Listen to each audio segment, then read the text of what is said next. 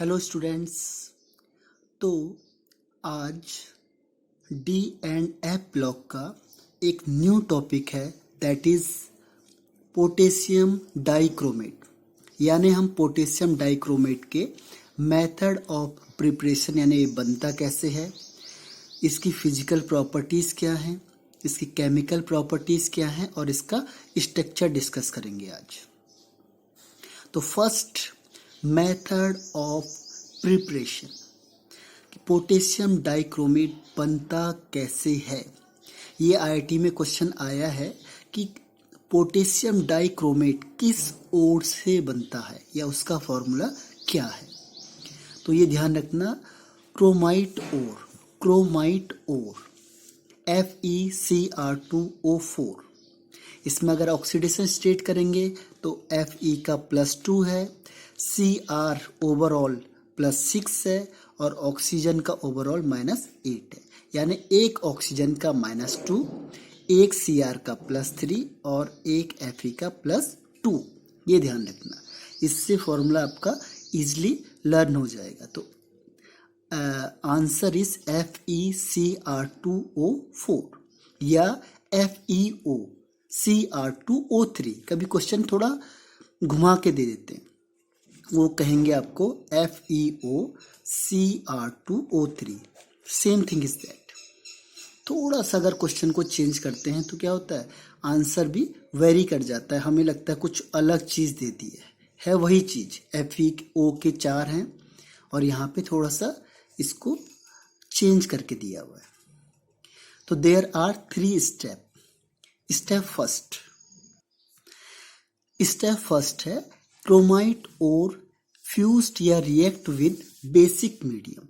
अगर ये basic medium के साथ रिएक्शन करेगा then in the presence of air then sodium chromate is formed. ध्यान रखना, बेसिक मीडियम NaOH भी हो सकता है और Na2CO3 भी हो सकता है। किसी बुक में Na2CO3 लिखा होगा, किसी में NaOH लिखा होगा, दोनों सेम है क्योंकि आंसर दोनों का सेम आएगा।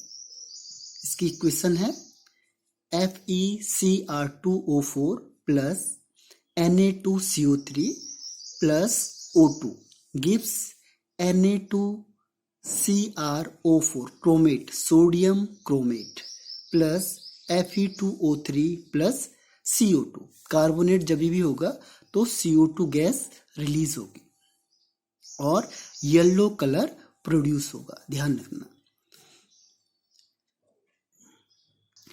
And second reaction is 4FeCr2O4 plus 16 NaOH plus 7O2। इसे फ्यूज्ड करेंगे तो बनेगा Na2CrO4 यानी येलो कलर सेम है, इसमें कोई डिफरेंस नहीं है, yellow colour plus 2Fe2O3 plus H2O। इसमें CO2 गैस नहीं बनती, ये ध्यान रखना है। लेकिन हमारा जो मेन प्रोडक्ट है सोडियम क्रोमेट, वो दोनों केस में फॉर्म्ड होगा। तो केस फर्स्ट में हमारे पास बना सोडियम क्रोमेट। अब केस सेकंड में क्या होता है, सोडियम क्रोमेट। अगर कोई भी क्रोमेट होता है कलर इज येलो, ध्यान रखना, सोडियम या पोटेशियम क्रोमेट तो कलर इज येलो। जैसे हम इसमें एसिड डालेंगे, एसिड से रिएक्शन कराएंगे, एसिडिक मीडियम प्रोड्यूस करेंगे तो जो क्रोमेट है ये डाइक्रोमेट में चेंज हो जाएगा, ये ध्यान रखना। हाईली सॉल्युबल होता है Na2Cr2O7 यानी सोडियम डाइक्रोमेट बनता है, sodium dichromate. Colour is orange, यानी येलो कलर था, आपने एसिड डाला ऑरेंज में फिर बेस डालोगे फिर येलो कलर, तो आप चेंज कर सकते हो कलर को। प्लस Na2SO4 प्लस H2O, तो main product is sodium chromate. Step third में क्या होता है, हम सोडियम को रिप्लेस कर सकते हैं, हटा सकते हैं पोटेशियम से, because potassium is more reactive than sodium. तो क्या होगा, Na को यहाँ से रिप्लेस कर देगा, तो रिएक्शन विद KCl के से हमने इसे इंट्रोड्यूस किया, Cl का कोई ज़्यादा हार्मफुल नहीं होता, तो KNa को रिप्लेस करेगा यहाँ से, तो बनेगा K2Cr2O7, that is potassium dichromate. Is it clear? और डाइक्रोमेट का कलर होता है ऑरेंज कलर। तो स्टेप थर्ड, सोडियम डाइक्रोमेट में रिएक्शन कराया हमने KCl को, then potassium dichromate is formed. Next one is the physical properties of K2Cr2O7। Physical properties क्या, यानी कलर कैसा है? Colour is orange red colour, melting point 699 kelvin, limited soluble होता है in water and very stable in air. अगर room temperature में हम रखेंगे तो इट इज वेरी स्टेबल। और मेन थिंग क्या है? Main thing is that it can use a primary standard in volumetric analysis. अगर हम कोई टाइट्रेशन वगैरह करते हैं तो हम इसको एज ए स्टैंडर्ड के फॉर्म में यूज कर सकते हैं, प्राइमरी स्टैंडर्ड के फॉर्म में यूज कर सकते हैं। Is it clear? Next one is, अभी आपको बताया मैंने कि this one is dichromate. Dichromate में जैसे हमने बेस डाला, यानी pH मोर देन 7, अगर pH 7 से ज़्यादा हो गया, pH इज मोर देन 7, तो क्या होगा? जो डाइक्रोमेट है वो क्रोमेट में चेंज हो जाएगा, मीन्स कलर बिकम येलो। आप देखोगे ऑरेंज था, अचानक कलर येलो हो गया, it means dichromate is converted into chromate. तो कलर चेंज हो गया ऑरेंज टू येलो। और फिर जैसे हमने इसमें एसिड मिलाया, H प्लस मीन्स एसिड, यानी pH इज लेस देन 7, तो इस केस में क्या होगा? फिर से येलो कलर ऑरेंज में चेंज हो जाएगा, यानी एसिडिक मीडियम में क्रोमेट डाइक्रोमेट में चेंज हो रहा है, एंड इन बेसिक मीडियम में एसिडिक मीडियम, अच्छा बेसिक मीडियम में डाइक्रोमेट कन्वर्ट होगा क्रोमेट में। Is it clear? तो इसमें क्वेश्चन आता है कि डाइक्रोमेट है जो वो बेसिक मीडियम में वर्क नहीं करता है, केमिकल रिएक्शन नहीं देता है, क्यों? जो डाइक्रोमेट होगा कोई भी, वो बेसिक मीडियम में वर्क नहीं करता है, क्यों नहीं करता है? Question is that. Answer is, in basic medium dichromate convert into chromate form. It means dichromate does not exist in basic medium. Basic medium में एग्जिस्ट ही नहीं करेगा, वो डाइक्रोमेट के फॉर्म में ही नहीं रहेगा, क्योंकि वो क्रोमेट के फॉर्म में चेंज हो जाता है। इसीलिए वो बेसिक मीडियम में केमिकल रिएक्शन नहीं देता। ये ध्यान रखना है, बहुत ज़्यादा जरूरी है। Next one is chemical properties. Chemical properties first है एक्शन ऑफ हीट। जैसे हम हीटिंग करेंगे, ध्यान रखना, dichromate in presence of dichromate को हम हीटिंग करेंगे, then chromate is formed and chromic acid is also formed and oxygen gas is released. तो अगर हमें डाइक्रोमेट से क्रोमेट बनाना है तो हम उसके साथ हीटिंग भी कर सकते हैं, यानी बेसिक मीडियम हो या हीटिंग हो, then dichromate is converted into chromate and oxygen gas is released. Second one is reaction with alkali. अभी आपको बताया था, जैसे ही कोई बेस NaOH, KOH या कोई भी बेस अगर हम यूज करते हैं तो डाइक्रोमेट कन्वर्ट हो जाएगा क्रोमेट फॉर्म में, यानी कलर चेंज हो जाएगा orange to yellow. Third one is chromyl chloride test. This is very important test. अगर हम प्रैक्टिकल में देखेंगे तो बहुत ज़्यादा इंपॉर्टेंट ये टेस्ट है। ये एग्जामिनर भी पूछता है, कई बार ये क्वेश्चन पूछा भी जाता है। कैसे क्वेश्चन आएगा, पहले से देखो कि अगर हमने क्या किया, dichromate is heated with concentrated H2SO4 in presence of ionic chloride, ध्यान रखना इसमें, it is not applicable for covalent. Ionic chloride होगा उसके लिए ही ये एप्लीकेबल है। फिर हम क्या करते हैं कि उससे ऑरेंज रेड वेपर्स फॉर्म्ड होती, दैट इज क्रोमाइल क्लोराइड। इसका फॉर्मूला है CrO2Cl2।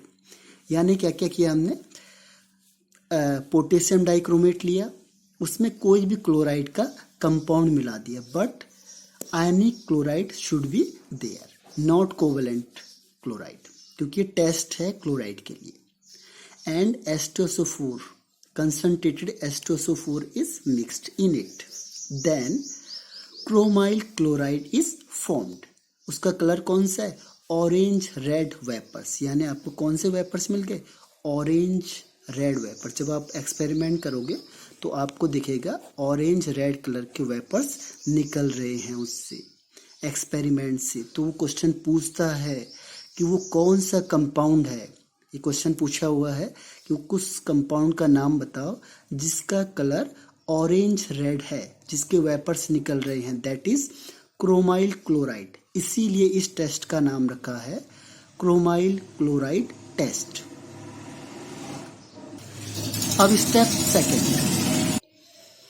स्टेप सेकंड में क्या होता है कि अगर हम क्रोमाइल क्लोराइड को NaOH यानी किसी बेस के साथ या फिर वाटर वेपर्स के साथ पास आउट करते हैं, इस क्रोमाइल क्लोराइड वेपर्स को पास आउट करते हैं NaOH सॉल्यूशन से या वाटर वेपर्स से, तो हमें एक येलो कलर का सॉल्यूशन या PPT मिलता है, दैट इज सोडियम क्रोमेट। मैंने आपको पहले बताया था क्रोमेट का कलर येलो होता है, तो हमें सोडियम क्रोमेट कंपाउंड फॉर्मेशन होगा। तो this is the confirmatory test of chlorine.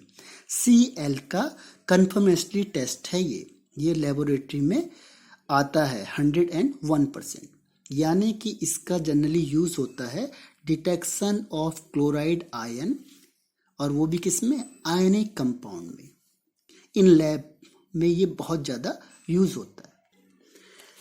Limitation है कि it is not apply for covalent chloride. Generally जो कोवेलेंट जैसे एरोमेटिक के हो गए, ये लग गया, यहाँ पे Cl हो गया, Cl तो इसमें भी है, लेकिन यहाँ पे ये क्लोराइड टेस्ट नहीं देगा। क्यों? क्योंकि यहाँ पे क्रोमाइल क्लोराइड कंपाउंड फॉर्मेशन नहीं होता है।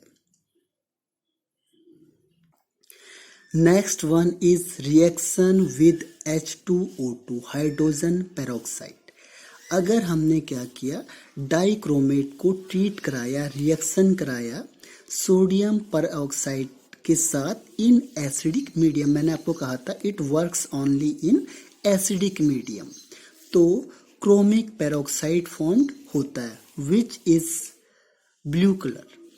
ये क्वेश्चन भी पूछा हुआ है कि जैसे हमने क्या किया, क्लोराइड जो डाइक्रोमेट है उसमें H2O2 पास करी in acidic medium, then chromic peroxide is formed which is deep blue, which is deep blue colour, यानी इसका कलर डीप ब्लू होता है। ये ध्यान रखना, ये क्वेश्चन भी आता है कि अगर हम डाइक्रोमेट में H2O2 गैस पास करेंगे तो उसका कलर ब्लू हो जाता है, बताओ कौन सा कंपाउंड है, that is chromic peroxide CrO5। कई बार ये क्वेश्चन आया है कि जो CrO5 है, CrO5, इसमें Cr की ऑक्सीडेशन स्टेट कितनी होती है, तो हमें देखने से लगेगा 5 2 10, तो हम कहेंगे Cr की ऑक्सीडेशन स्टेट 10 है, विच इज रॉन्ग, ये गलत है।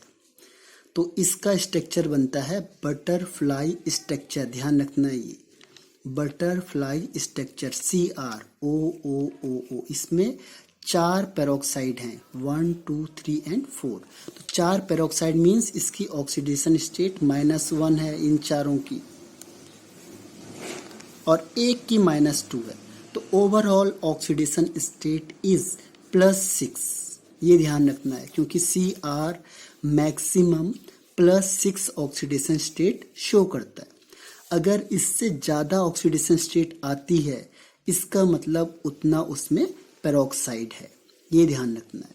ये अंडरस्टूड है कि अगर +6 से कहीं पे भी ज़्यादा ऑक्सीडेशन स्टेट शो कर रहा है, means peroxide is present in that compound. Is it clear? और 1 ऑक्साइड, तो maximum oxidation state of chromium is +6। एक क्वेश्चन और आता है कि हम वॉल्यूमेट्रिक एनालिसिस में Na2Cr2, ये भी डाइक्रोमेट है, सोडियम डाइक्रोमेट, और यह है पोटेशियम डाइक्रोमेट।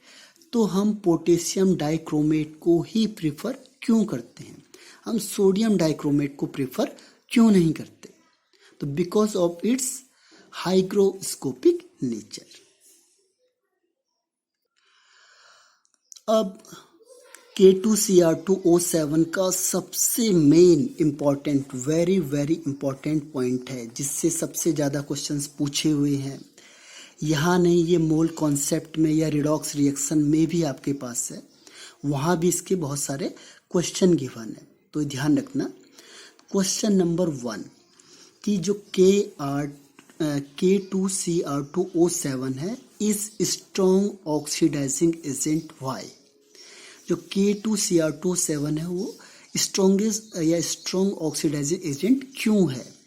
उसका रीजन क्या है कि यहाँ पे ऑक्सीडेशन स्टेट Cr की मैक्सिमम है +6, इससे ज़्यादा नहीं हो सकती, यानी अब ये इससे ज़्यादा इलेक्ट्रॉन को लूज नहीं कर सकता, यानी कि ये रिड्यूसिंग एजेंट का काम कभी भी नहीं करेगा। +6 है तो इफेक्टिव न्यूक्लियर चार्ज बहुत ज़्यादा होगा, तो इलेक्ट्रॉन को एक्सेप्ट करने की टेंडेंसी इसकी बहुत ज़्यादा होगी, इसीलिए ये बहुत जल्दी इलेक्ट्रॉन को एक्सेप्ट करेगा, इसीलिए स्ट्रॉन्ग ऑक्सीडाइजिंग एजेंट है। Tendency to accept the electron is very very much, that is why K2Cr2O7 is strong oxidizing agent।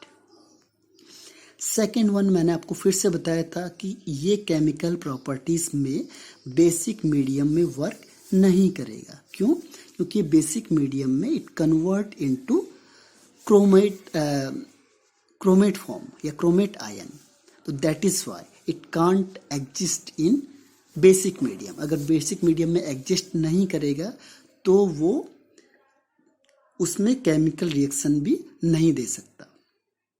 अब एसिडिक मीडियम में देखते हैं। एसिडिक मीडियम में इसका molecular equation K2Cr2O7 plus 4H2SO4 gives K2SO4 plus Cr2SO4 का whole thrice plus 4H2O plus 3 nascent oxygen 3O।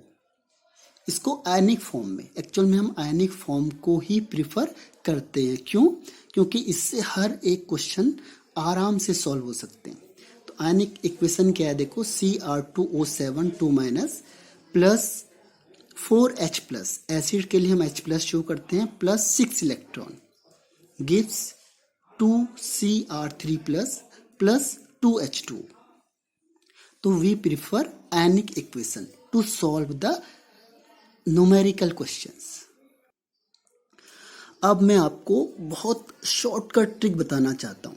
आप इससे जितने भी क्वेश्चन जो आपके रिडॉक्स में रुके हैं या आपके मोल कॉन्सेप्ट में रुके हैं, इस टाइप के क्वेश्चंस या D&F ब्लॉक में है, इसमें जो न्यूमेरिकल क्वेश्चन है वो आप बहुत जल्दी सॉल्व कर सकते हो within 30 second to 1 minute. कैसे करना है देखो, ऑक्सीडाइजिंग एजेंट का काम करता है तो ये I- को I2 में कन्वर्ट करता है, ये ध्यान रखना। I- से I2 बनता है।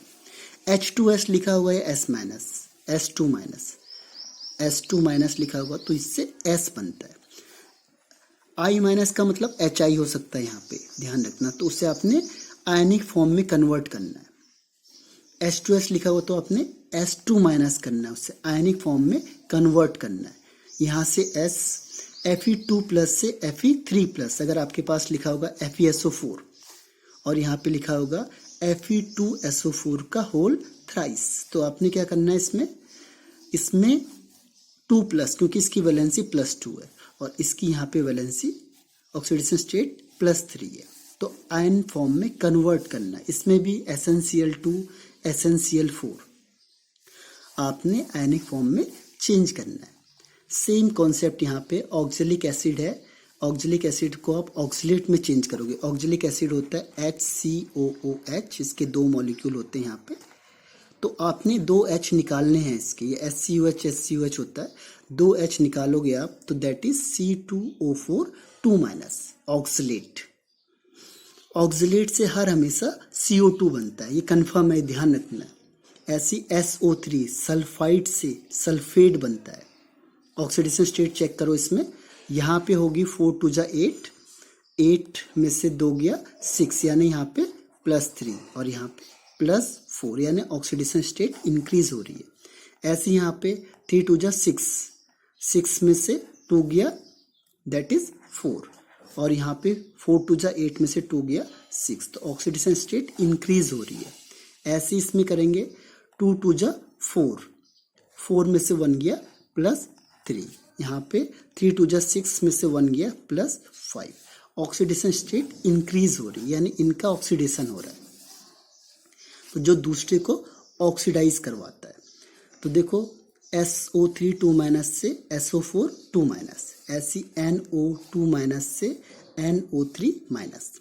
अब ट्रिक क्या है, देखिए ट्रिक ये है कि जैसे मैंने सपोज करना है I- से I2, right.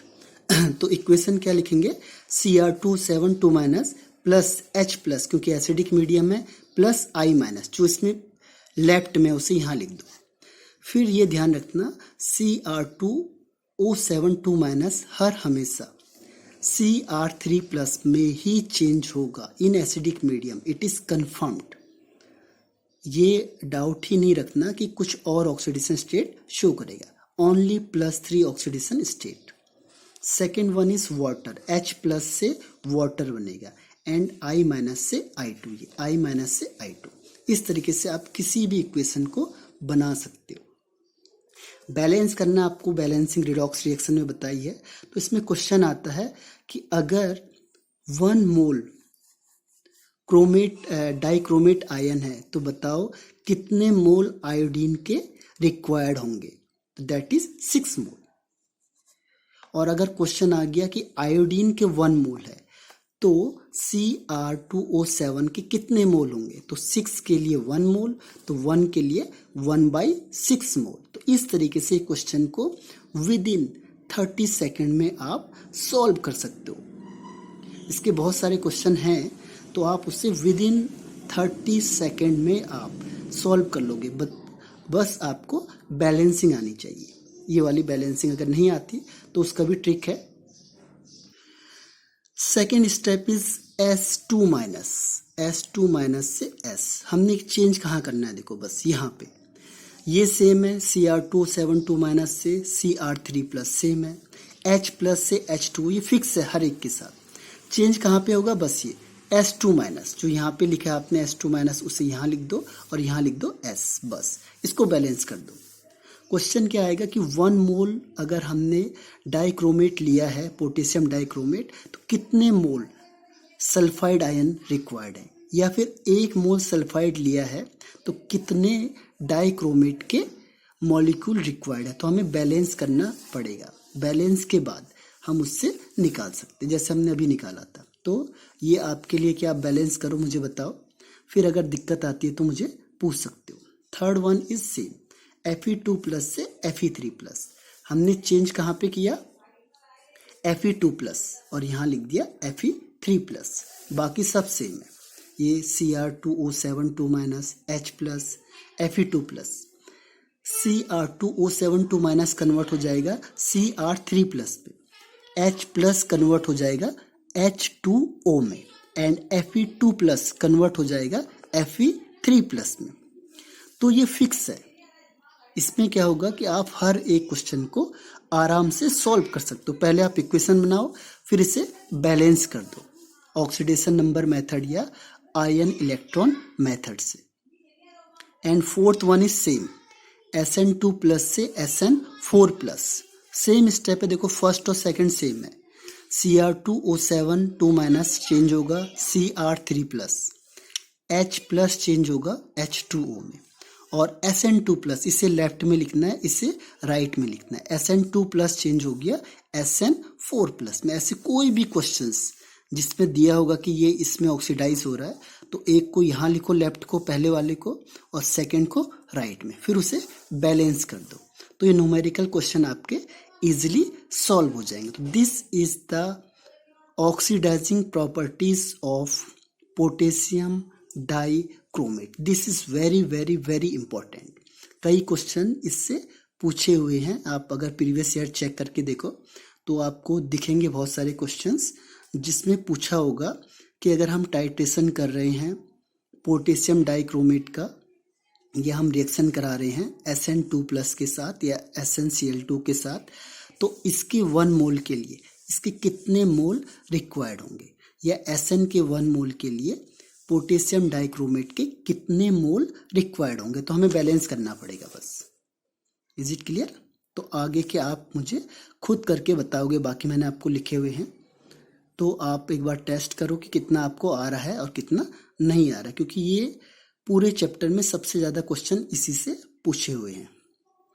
Next one is structure of Cr2O7 इसका स्ट्रक्चर क्या होगा, देखो Cr double bond O double bond O, O में माइनस एक O बीच में रहेगा, फिर Cr double O double O, double bond O double bond O, और ये O माइनस, यानी कि ये रेजोनेंस शो करेंगे।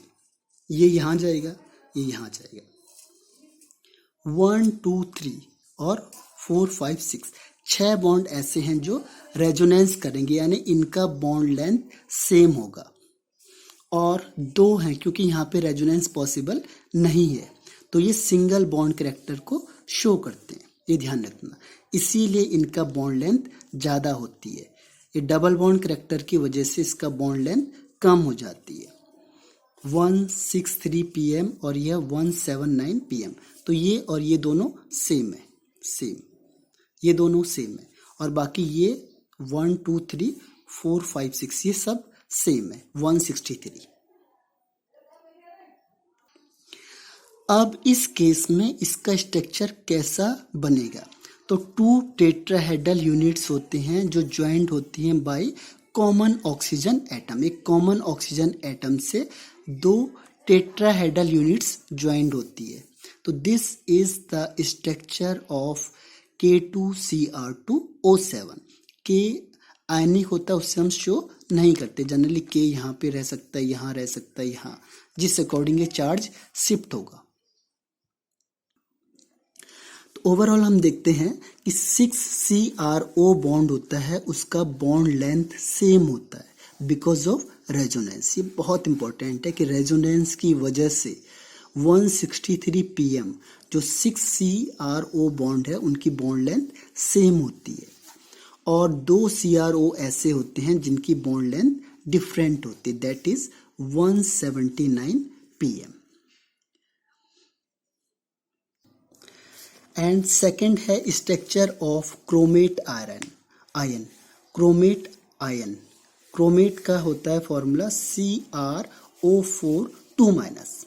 तो इसका स्ट्रक्चर होता है टेट्राहेड्रल स्ट्रक्चर, ये ध्यान रखना। इसके 6 रेजोनेटिंग स्ट्रक्चर बनते हैं, और इसका जो स्ट्रक्चर होता है दैट इज टेट्राहेड्रल स्ट्रक्चर। इस तरीके से दिखता है, देखो Cr double bond O double bond O, O minus O minus. अब ये माइनस चार्ज यहाँ से शिफ्ट होता जाएगा, इस तरीके से ये रेजोनेटिंग स्ट्रक्चर को शो करता है। तो there are 6 resonating structure of chromate, और इन सब की बॉन्ड लेंथ सेम होगी क्योंकि बिकॉज ऑफ रेजोनेंस। जो CrO, ये CrO के बीच का जो बॉन्ड लेंथ है वो क्या होगी, सेम होगी सबकी, बिकॉज ऑफ रेजोनेंस। तो रेजोनेंस की वजह से इन सब की बॉन्ड लेंथ सेम होती है। तो ये जो K2Cr2O7 है, इसका ये हेडिंग फिनिश होता है। इसमें मेन क्या चीज है, इसमें एक बार फिर से रिकॉल करा देता हूं। फर्स्ट इज क्रोमाइट ओर। वो कौन सा ओर है जिससे K2Cr2O7 फॉर्म्ड होता है, that is chromite ore. Second है कि क्रोमाइट ओर होता है जो डाइक्रोमेट होता है वो एसिडिक मीडियम में तो डाइक्रोमेट रहेगा, लेकिन बेसिक मीडियम में क्रोमेट में चेंज हो जाते हैं, यानी येलो कलर हो जाएगा, और एसिडिक मीडियम में डाइक्रोमेट। सेकंड इंपॉर्टेंट चीज। And third one is chromyl chloride test. ये बहुत बार पूछा गया है कि क्रोमाइल क्लोराइड टेस्ट किसे कहते हैं, किसके लिए यूज होता है, इसे क्यों कहा जाता है, क्योंकि इसमें क्रोमाइल क्लोराइड फॉर्मेशन होता है। क्रोमाइल क्लोराइड फॉर्मेशन की वजह से इस टेस्ट का नाम क्रोमाइल क्लोराइड टेस्ट है, और इसमें हम टेस्ट करते हैं क्लोराइड का, आयनिक क्लोराइड का। ध्यान रखना है आपने, कई बार ऑप्शन में दे देगा चारों क्लोराइड दे देगा, हमें पहचानने में फिर दिक्कत आएगी। तो आयनिक क्लोराइड जो भी होगा उससे ये सेपरेट करता है। नेक्स्ट पॉइंट है इसमें CrO5। इसके भी क्वेश्चन पूछे हुए हैं कि बटरफ्लाई स्ट्रक्चर किसका होता है, Cr का मैक्सिमम ऑक्सीडेशन स्टेट क्या है, या डाइक्रोमेट में अगर हम H2O2 गैस पास आउट कराएंगे तो डीप ब्लू कलर किस कंपाउंड का फॉर्मेशन होता है। सेकंड है कि जो Na2Cr2O7 को हम क्यों यूज नहीं करते हैं, K2Cr2O7 को ही हम यूज क्यों करते हैं। And last one and the very very important topic is oxidising character of K2Cr2O7, जिससे न्यूमेरिकल क्वेश्चन मैक्सिमम आप चेक करके देखो, रेडॉक्स में या मोल कॉन्सेप्ट में इसके क्वेश्चंस पूछे हुए हैं, K2Cr2O7 या KMnO4 के। तो प्लीज़ जो ये ऑक्सीडाइजिंग प्रॉपर्टीज के जो लेफ्ट पॉइंट है उससे आप खुद करके बैलेंस करके मुझे बताइए। Thank you.